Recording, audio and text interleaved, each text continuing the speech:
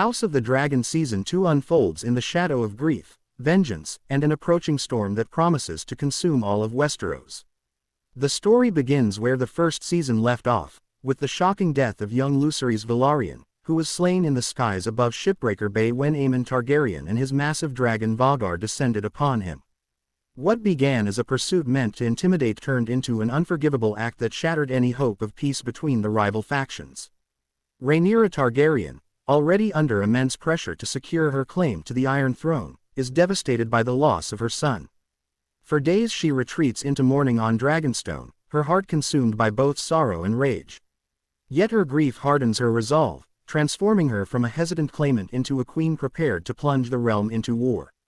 In King's Landing, Aegon too sits uneasily upon the Iron Throne. Though he wears the crown, he lacks the vision, discipline, and authority to command true respect. His impulsive decisions and volatile temper make him a liability, forcing his council to work tirelessly behind him to prevent disaster. Alicent Hightower, his mother, attempts to rein in his recklessness while wrestling with her own guilt over how far things have gone. Her father, Esser Otto Hightower, continues to act as the calculating hand of the Greens, playing the game of power with precision. Yet even he finds it difficult to control the growing ambitions of Aemon, whose lethal presence and skill as a dragon rider increasingly make him the true force to be feared among the Greens.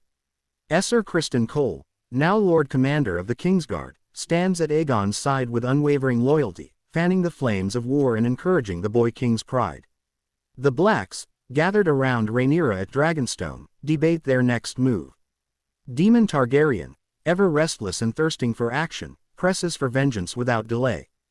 To him, the war has already begun, and hesitation is weakness. He orders assassins to strike directly at the heart of the enemy, and this leads to one of the most infamous and horrifying moments of the war, the tragedy of blood and cheese. The killers, slipping into the Red Keep through hidden passages, confront Rhaenyra Targaryen, Aegon's sister wife, and force her into an impossible choice. When the night is over, one of her young children is brutally slain as retribution for Lucerys' death. The act horrifies even Rhaenyra's allies, staining her cause with cruelty and setting the realm ablaze with vengeance on both sides. Across Westeros, the great houses are compelled to declare their allegiances.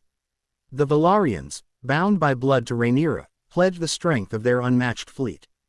Houses of the Riverlands and the Vale consider their oaths, some drawn by loyalty, others by opportunity.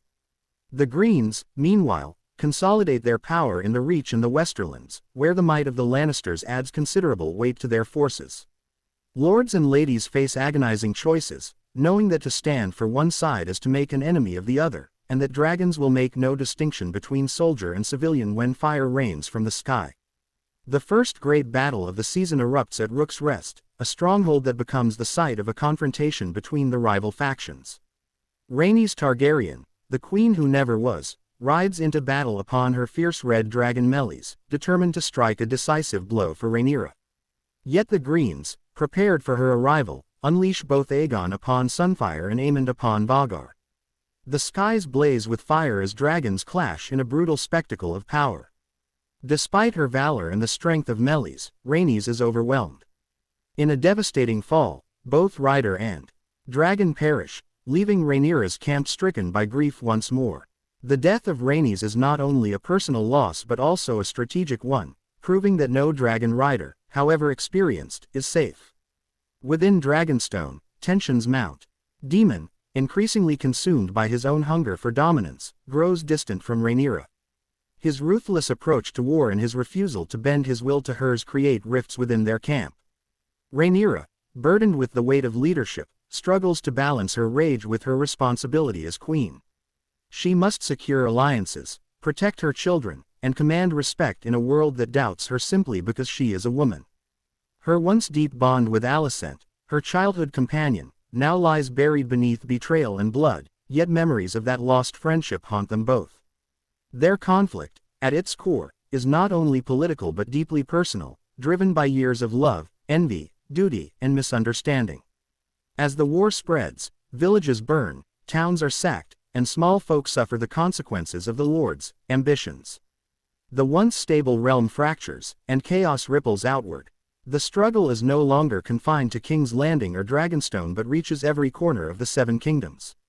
Armies march under banners of green and black, brothers and cousins take up arms against one another, and the people whisper of doom as they watch dragons darken the skies. Aegon, stung by losses and desperate to prove himself, attempts to act more boldly as king, but his rashness often plays into the hands of his enemies. Alicent, increasingly isolated, begins to question the choices that led her family to this brink, though she cannot turn back. Aemond, however, emerges as a central figure of menace. Cold, calculating, and haunted by a desire to surpass his brother, he wields Vhagar with unmatched brutality, striking fear into all who oppose him. His rivalry with Daemon builds silently in the background, each recognizing in the other a reflection of the same ruthless fire. The season carefully reveals how this war is as much about family as it is about the throne.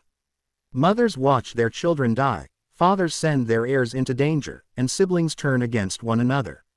The once unshakable Targaryen dynasty begins to crumble under the weight of its own dragons, its own pride, and its own inability to unite. By the closing episodes, the war has become unstoppable. Both sides suffer devastating losses, but neither is willing to yield. Rhaenyra endures heartbreak after heartbreak, yet refuses to let go of her claim. Aegon becomes further entangled in paranoia and rage, while Aemond grows ever more formidable, his ambition eclipsing even his loyalty to his brother. The Blacks and the Greens, once part of the same family, are now divided beyond repair. The season ends on a chilling note, not with resolution but with escalation. The dance of the dragons has only just begun, and the fires of vengeance burn brighter than ever. The deaths of beloved characters, the destruction wrought by dragonfire, and the mounting hatred between factions ensure that no one will emerge unscathed. Westeros stands on the edge of a war that will reshape its history, and as the screen fades to black, it becomes clear that this story is not one of victory or peace but of fire, blood, and the tragic fall of a house that once seemed unbreakable.